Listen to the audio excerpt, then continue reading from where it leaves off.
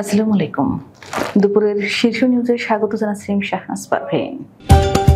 হজের আনুষ্ঠানিকতা শুরু, কাল আরাফাত দিবস। ঈদের দিন জিয়ার মাজারে শ্রদ্ধা ও রাতে চেয়ারপারসনের সাথে শুভেচ্ছা বিনিময় করবেন শীর্ষ নেতারা। মুক্তিযুদ্ধ চলাকালীন শেখ মুজিব স্বেচ্ছায় কারাবন্দী ছিলেন সার্জিস। ঈদের দিন চলবে না মেট্রো রেল, জানালেন কর্তৃপক্ষ। প্রিয়জনের সঙ্গে ঈদ করতে রাজধানী ছাড়ছেন ঘরমুখ মানুষ।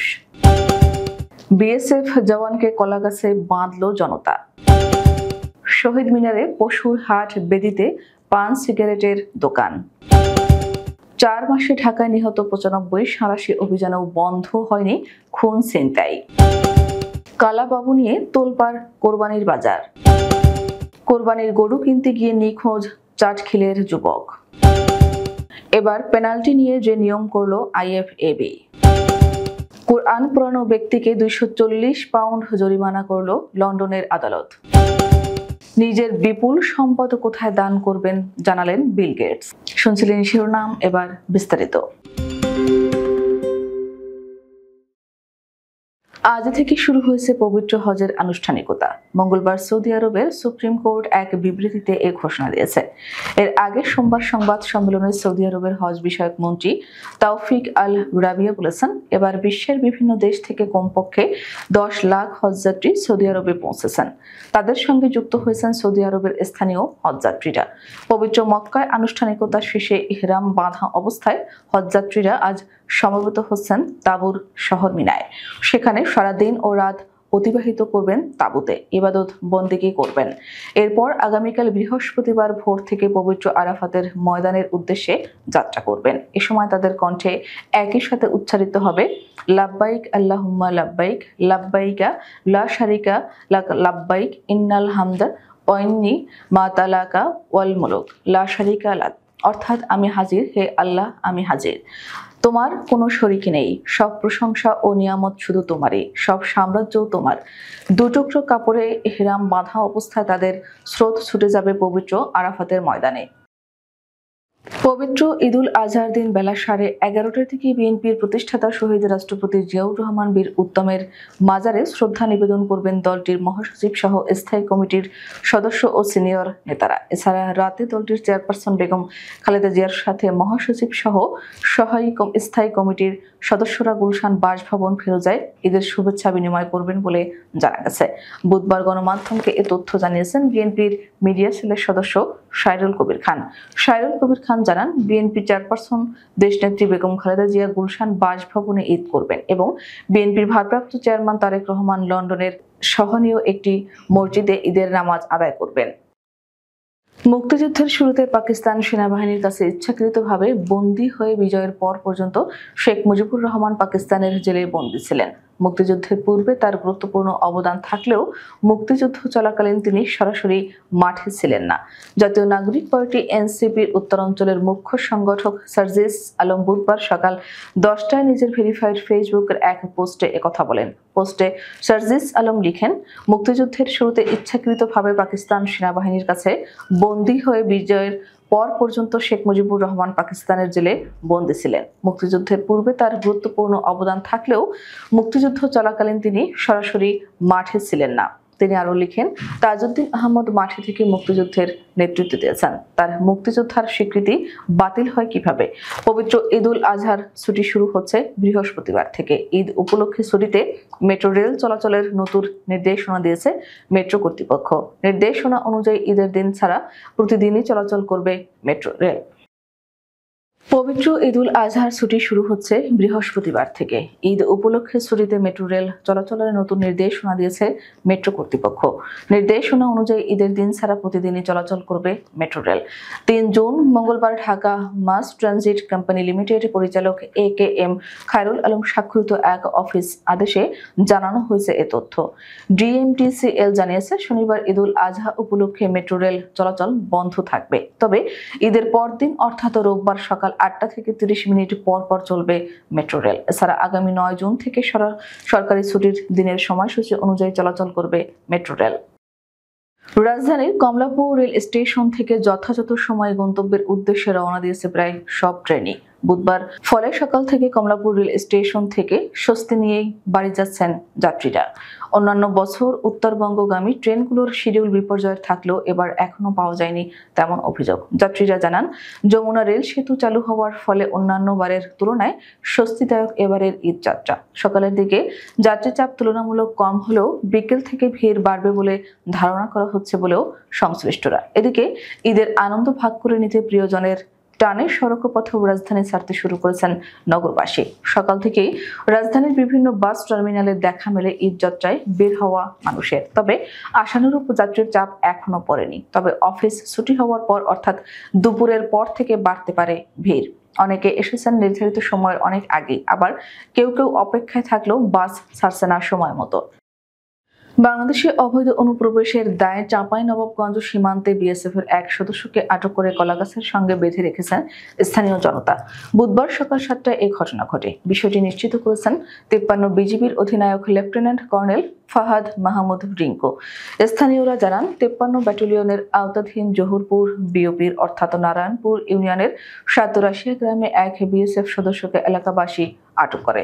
সাতরাশিয়া গ্রামটি ভারতের সীমান্তের কাছাকাছি হওয়ায় এলাকাবাসীর গরু ছাগল ভারতীয় সীমান্ত এলাকার দিকে চলে যায়। প্রায় সময় বিএসএফ এসব গরু ছাগলকে তাড়িয়ে দেয়, কিন্তু আজ সকাল 7:30টার দিকে ছাগল তাড়াতে গিয়ে বাংলাদেশে প্রবেশ করার পর এক বিএসএফ সদস্য জনতার হাতে আটক হয়। গরুর হাট বসেছে শহীদ মিনার প্রাঙ্গণে। মাঠের এক পাশে থাকা শহীদ মিনারে বিভিন্ন বয়সের মানুষের জটলা। তাদের অনেকেই জুতো পায়ে উপরে উঠেছেন। ভ্রাম্যমাণ দোকানিরা শহীদ মিনারের বেদিতে পান সিগারেট বিক্রি করছেন। মঙ্গলবার বিকেলে বরগুনা কেন্দ্রীয় শহীদ মিনারে এমন দৃশ্য দেখা গেছে। বিশাল প্রাঙ্গণে গরুর হাট বসানোর পর বেহাল দশা হয়েছে সেখানে থাকা শহীদ মিনারের। এই ঘটনায় ক্ষোভ জানিয়ে স্থানীয়রা বলেন, প্রশাসন এবং হাট কর্তৃপক্ষের অবহেলার কারণে শহীদ মিনারে সাধারণ মানুষ জুতো পায়ে উঠেছে। শহীদ মিনারের বেদিতে পান সিগারেট বাদামের দোকান বসিয়েছেন কেউ কেউ। প্রশাসনের পক্ষ থেকে জানানো হয়, শহীদ মিনার থেকে ক্রেতা বিক্রেতাদের সরিয়ে দেওয়া হয়েছে। আগামীতে যাতে আর শহীদ মিনারে পশুর হাট না বসে সে ব্যাপারে ইজারাদারকে সতর্ক করে দেওয়া হয়েছে। রাজধানীতে খুন, ছিনতাই, ডাকাতির ঘটনা বেড়েই চলেছে। সেনাবাহিনী, পুলিশ ও র্যাবের টানা সাঁড়াশি অভিযান সত্ত্বেও অপরাধ দমন করা যাচ্ছে না। ঢাকা মেট্রোপলিটন পুলিশের সর্বশেষ তথ্য অনুযায়ী চলতি বছরের ফেব্রুয়ারি থেকে মে মাস পর্যন্ত রাজধানীতে খুনের ঘটনা ঘটেছে 95টি। একই সময়ে ছিনতাই ও ডাকাতির ঘটনা ঘটেছে 184টি। যদিও পুলিশ বলছে পরিস্থিতি তাদের নিয়ন্ত্রণে, বাস্তব চিত্র ভিন্ন। রাস্তাঘাটে জনমনে শঙ্কা আর আতঙ্ক বাড়ছে।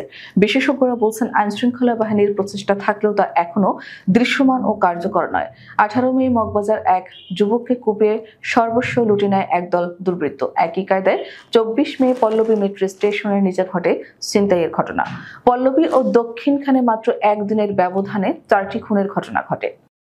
ঠাকুরগাঁও জেলার রানীশংকৈল উপজেলার কালাবাবু নামের একটি বিশাল আকৃতির ষাঁড় কুরবানির বাজারে তোলপাড় শুরু হয়েছে।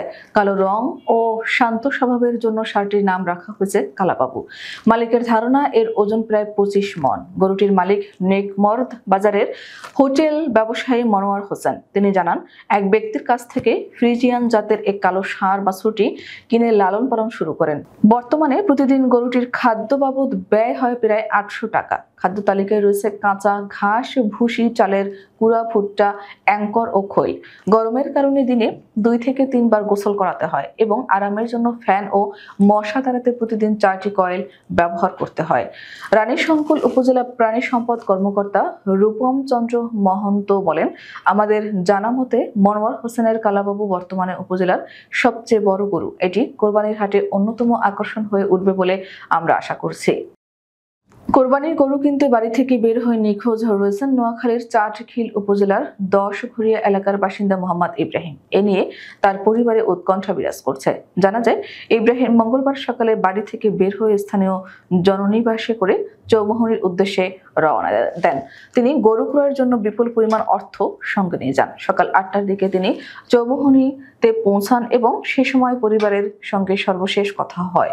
এরপর থেকে তার কোনো খোঁজ পাওয়া যাচ্ছে না। ইব্রাহিমের হাতে থাকা 2টি মোবাইল নম্বরই বন্ধ রয়েছে বলে জানান পরিবারের সদস্যরা। অপ্রীতিকর ঘটনার আশঙ্কায় তারা চরম উৎকণ্ঠায় রয়েছেন। চাটখিল থানার ওসি ফিরোজ উদ্দিন চৌধুরী জানান, এই ঘটনায় কেউ এখনো থানাকে অবহিত করেনি। লিখিত অভিযোগ পেলে আইনগত ব্যবস্থা নেওয়া হবে। চ্যাম্পিয়ন্স লিগে বিতর্কিত এক ঘটনার পর বদলে গেল ফুটবলের পেনাল্টি নিয়ম। চলতি বছরের মার্চে চ্যাম্পিয়ন্স লিগের শেষ ১৬ ম্যাচে মাদ্রিদ ডার্বিতে অ্যাথলেটিকো মাদ্রিদের আর্জেন্টাইন তারকা আলভারেজ পেনাল্টি নিতে গিয়ে বল দুবার স্পর্শ করেন। ভিএআর এর সাহায্যে রেফারি গোলটি বাতিল করলে শুরু হয় তীব্র আলোচনা সমালোচনা। এই বিতর্কের জের ধরে ইন্টারন্যাশনাল ফুটবল অ্যাসোসিয়েশন বোর্ড নতুন সিদ্ধান্ত নিয়েছে। এখন থেকে পেনাল্টি শটে নিতে গিয়ে অনিচ্ছাকৃতভাবে বল দুবার স্পর্শ করলে গোল বাতিল হলেও আবার শট নেওয়ার সুযোগ পাবেন খেলোয়াড়। আইএফএবি এক বিবৃতিতে জানিয়েছে, নতুন এই নিয়ম ১ জুলাই থেকে কার্যকর হবে। তবে ফিফার পক্ষ থেকে বলা হয়েছে, চলতি মাসে যুক্তরাষ্ট্রে শুরু হওয়া ক্লাব বিশ্বকাপে এটি কার্যকর করা হচ্ছে।